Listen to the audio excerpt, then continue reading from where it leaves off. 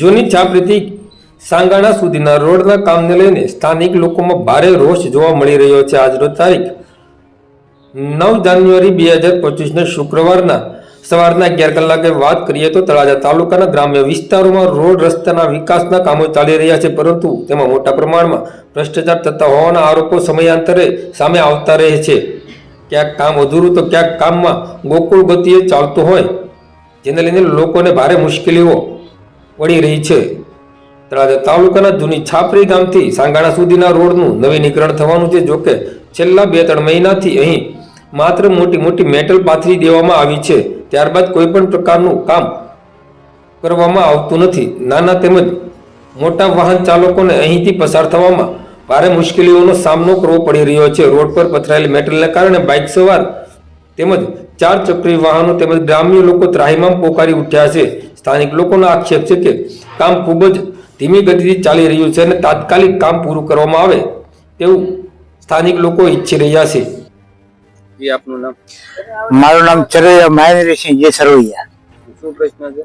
પ્રશ્ન અમારે જૂની છાપરીથી જૂના સાંગાણા રોડ જવા માટે, અને એ વર્ષોથી રોડ 1 વર્ષથી ચાલુ છે, 2 વર્ષ થયા, પણ હજી કોઈ પૂરું નથી કરતું। અડધું કામ કર્યું છે, અડધી મેટલ નાખી અને આગળ ખોદકામ અમુક કરેલું છે, ખોદાણ કામ કરેલું બાકી છે। હવે એમાં જે ઓલી પેલા જૂની નળી છે હાલતા તો એ લોકો હાલતા બંધ છે બધા, કે વાહન કઈ હાલે એવું નથી। તો બને એટલું વહેલું તકે આ કામ ચાલુ થાય એવી અમારી માંગ છે। અને આગળ જતા અમુક જે ઓલી જેસીબી ગટેરું કરેલું છે, એટલે જે વાહન હાલતા હતા એ બધું બંધ થઈ ગયું છે। એટલે બને એટલું અમારી માંગ છે કે બને એટલું વહેલું કરાવો। અમારે તળાજા જવા માટે આમથી અમે હાજીપુરથી જાય એટલે 15 કિલોમીટર થાય, આ ખાલી અમારે 8 કિલોમીટર થાય। તો વર્ષો જૂનો આ રાજા સાહેબ વખતનો રસ્તો છે, તો એટલી બધી કેમ બેજર કર્યા? કોન્ટ્રાક્ટરો કઈ ધ્યાન નથી દેતા। સાહેબોને અવારનવાર હું ફોન કરું તો કે હાલો આજે અમે આવીએ છીએ, કાલે આવીએ છીએ, 1-2 દિવસ આવીને પાછા ઉયા જાય, પછી 3-3 મહિના પછી કોઈ જવાબ નથી દેતું। તો બને એટલું વહેલું કામ કરાવો। જી આપનું નામ? મારું નામ રાજેન્દ્રસિંહ બચુભા સરવૈયા, મારું જૂની છાપરી।